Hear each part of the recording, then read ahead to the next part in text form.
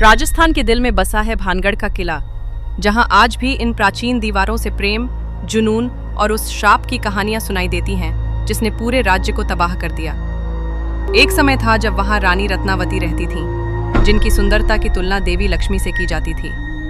हर सुबह वे अपनी शाही सवारी में बैठकर गांव वालों की परेशानियां सुनती और न्याय देती। उनकी मुस्कान और बुद्धिमानी ने उन्हें सभी का प्रिय बना दिया था।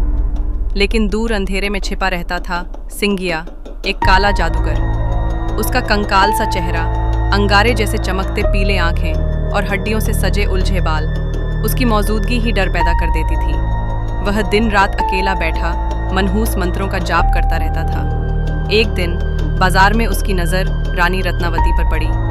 उनकी सुंदरता ने उसे बिजली की तरह झकझोर दिया, लेकिन उसका काला दिल प्रेम को भी सत्ता की भूख में बदल देता था।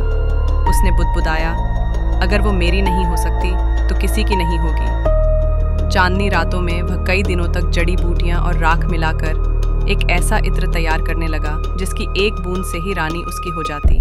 अगली सुबह जब रानी की दासी भीड़ भरे बाजार से इत्र खरीद रही थी, सिंघिया ने चुपचाप एक बोतल बदल दी।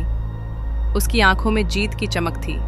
अपने सुनहरे महल में रानी ने इत्र की बोतल को ध्यान से देखा, लेकिन वह साधारण रानी नहीं थी। उन्होंने उस बोतल में छुपा अंधकार महसूस कर लिया। उनकी आंखें सिकुड़ गईं और उन्होंने वह बोतल पास के विशाल पत्थर पर दे मारी।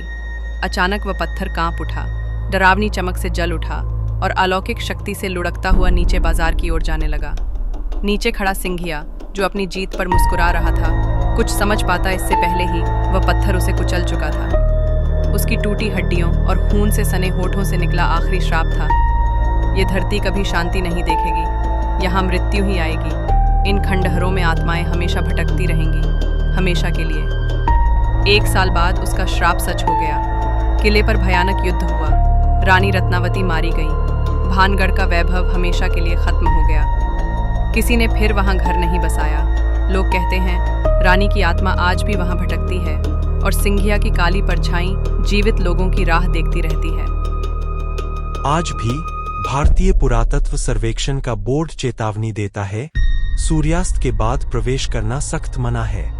ऐसी और कहानियों के लिए चैनल को लाइक और सब्सक्राइब करें। कमेंट करें अगली कौन सी कहानी या रहस्यमय वीडियो चाहिए।